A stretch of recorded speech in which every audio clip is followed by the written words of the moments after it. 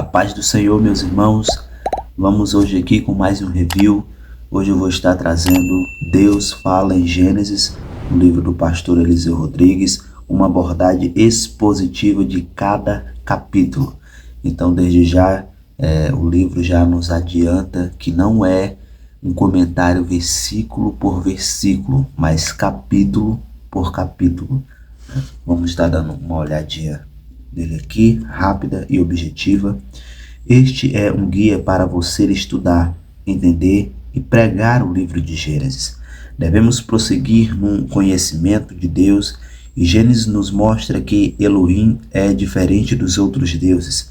O livro das Origens diz aos primeiros israelitas que seu Deus não tem nenhuma semelhança com os deuses das nações vizinhas. Os outros povos adoram deuses pagãos, com falhas humanas que supostamente criaram um mundo por meio do caos e violência. Por sua vez, o Deus de Israel cria com propósito, poder e esplendor. No tempo de Moisés, esse Deus magnífico convidava os israelitas a se unirem a ele em aliança, um convite que certamente merecia ser aceito por eles. Te convido a juntos caminharmos nesta narrativa magnífica, ao longo dos 50 capítulos, contemplando a ação de Deus, suas alianças e os patriarcas. Sua capa bem bonita, bacana. Por dentro também eu achei muito bonito. Só José sonhou, ouse também sonhar.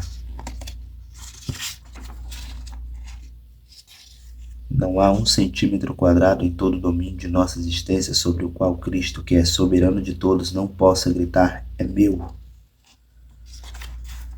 Temos aqui o sumário. Vou estar lendo somente alguns, depois os irmãos quiserem estar dando pausa para estar conferindo os demais capítulos.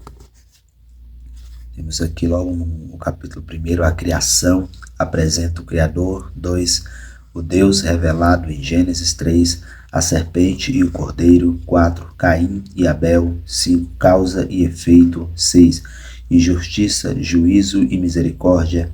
7, proteção reveladora. 8, Deus trabalha pela nossa paz. 9, a bênção.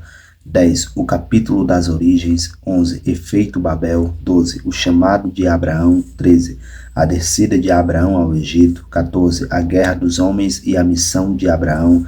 15, Deus fala a Abraão. 16, a imaturidade de uma matriarca. 17, conexões restauradas. 18, o Deus de Abraão. 19, Ló, percas e ganhos. 20, os erros de um patriarca. Temos mais aqui do outro lado. Os irmãos podem estar dando aí pausa para estar conferindo todos os capítulos. Temos aqui 50 capítulos. Então, assim, ele não é exaustivo, né? Não é um comentário versículo por versículo, mas um comentário capítulo por capítulo, né? De conteúdo aqui nós vamos ter 303 páginas. Porém, ainda assim é algo que vai ajudar aí para quem prepara sermões, seus estudos. Tem muito a acrescentar. Veja só. Introdução geral ao livro de Gênesis. Gênesis é o livro das origens, origem da humanidade, origem da família, origem do pecado no mundo, origem do culto, origem das cidades, origem dos idiomas, origem das nações, origem dos governos humanos, origem da redenção.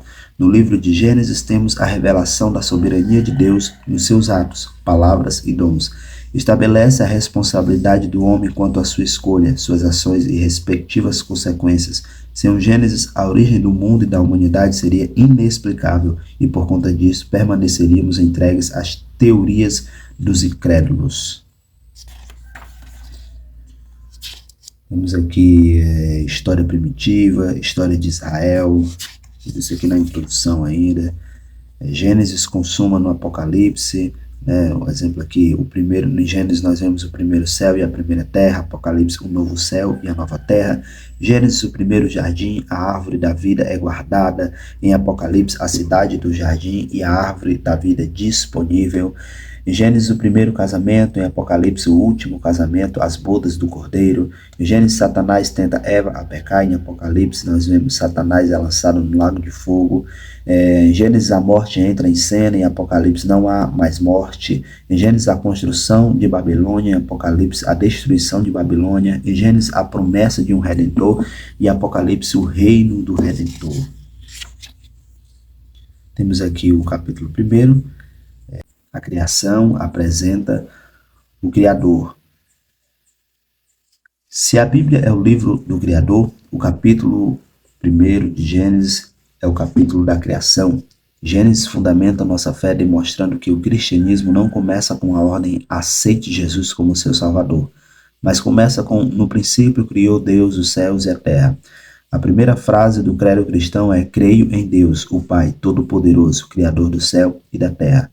Sobre esta declaração, o professor David afirmou: os cristãos conhecem Deus como o Criador e, logo, a verdade sobre a origem de si mesmo e do universo.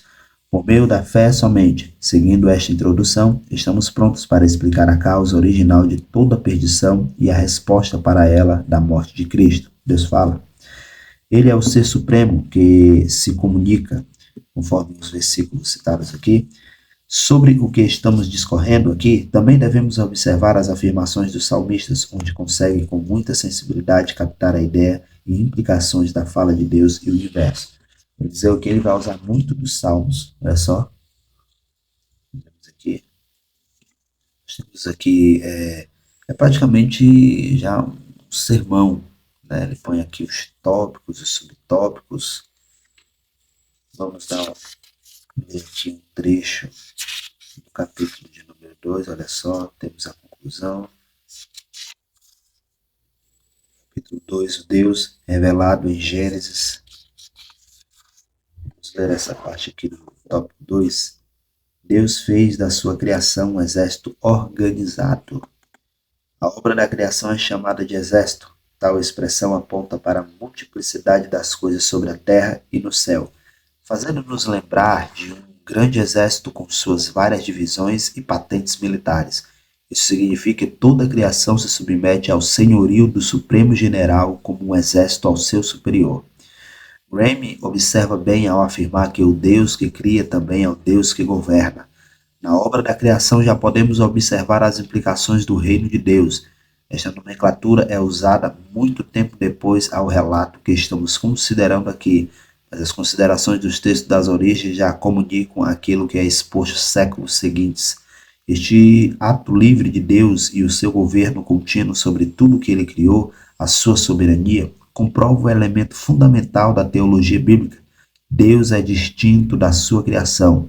É essa distinção entre o Criador e a criação, sobre a qual tem pleno controle, que nos insere em um caminho de compreensão da ação do seu governo.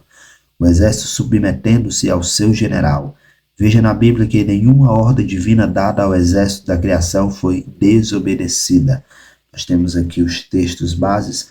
Ele vai falar: o sol se submeteu ao seu comando. Josué 10, 12, 13, naquele momento em que Josué ora e o sol para, a lua se deteve, né? O mar se submeteu ao seu comando. Êxodo 14, 21 ao 22.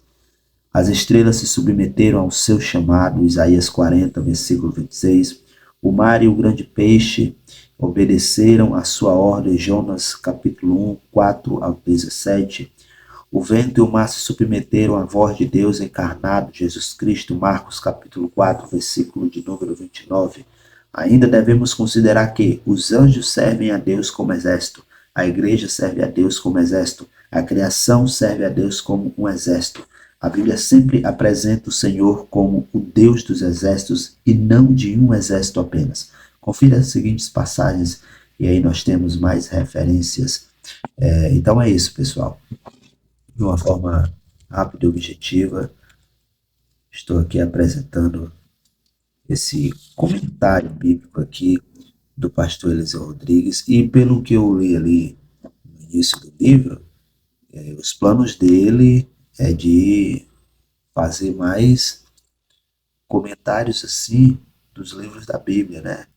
Deus fala em Êxodo, né? E assim por diante.